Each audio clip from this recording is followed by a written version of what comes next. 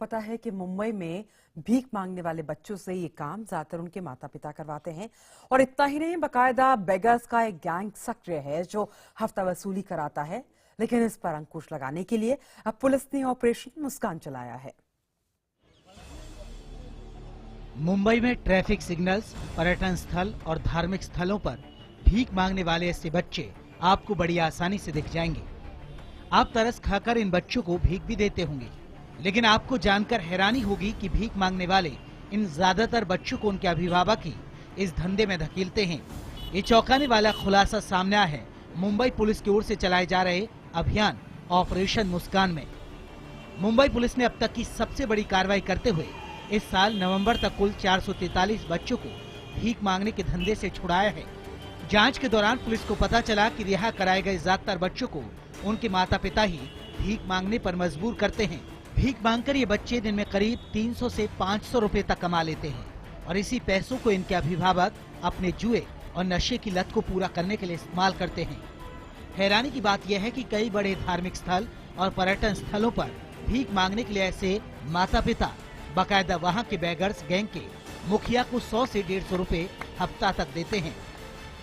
बच्चों को इजीली लोग भीख देते हैं, इसलिए इन बच्चों का यहाँ पे बहुत बड़े पैमाने पे इस्तेमाल किया जाता है। और इसमें देखा जाएगा तो कि पेरेंट्स जो हमने जब बच्चों को रेस्क्यू किया है तो यहाँ पे जब पेरेंट्स के घर में भी गए तो ऐसा नहीं कि बहुत गरीबी है उसके वजह से बच्चे भीख मांग रहे हैं, पर बच्चों को एजुकेशन के प्रति जो कि उत्साह होना चाहिए, जो इंटरेस्ट होना चाहिए, वो नहीं है। और पेरेंट्स भी इन बच्चों को भीख मांगने के लिए लेके जाती है।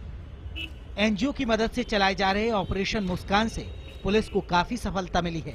पिछले कुछ वर्षों के मुकाबले इस साल भीख मांगने वाले बच्चों को रिहा करने के मामलों में काफी बढ़ोतरी आई है।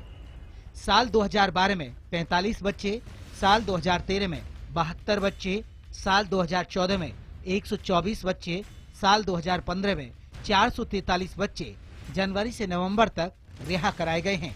आमतौर पर मुंबई पुलिस भीख मांगने वाले बच्चों को रिहा कराने के बाद उनके माता पिता को सौंप देती थी, लेकिन पुलिस की हिरासत से निकलने के बाद इन बच्चों को उनके अभिभावक फिर से भीख मांगने के धंधे में धकेल देते थे।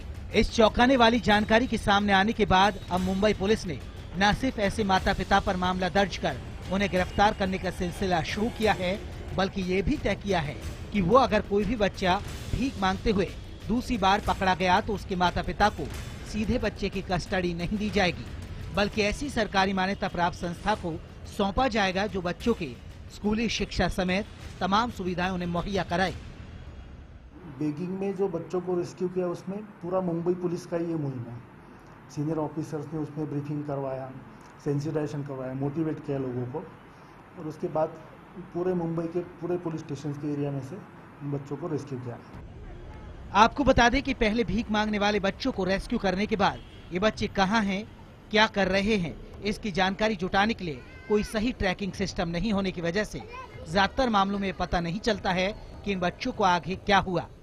लेकिन ऑपरेशन मुस्कान भीख मांगने वाले बच्चों की जिंदगी में अब एक नई उम्मीद बना है।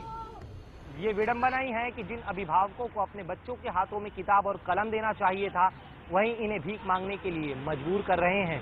सही पुनर्वसन से इन बच्चों का भविष्य सुधर सकता है और इसीलिए पुलिस ने अन्य एनजीओ से भी गुजारिश की है कि वो भी आगे आए और इन बच्चों का भविष्य संवारने में उनकी मदद करे।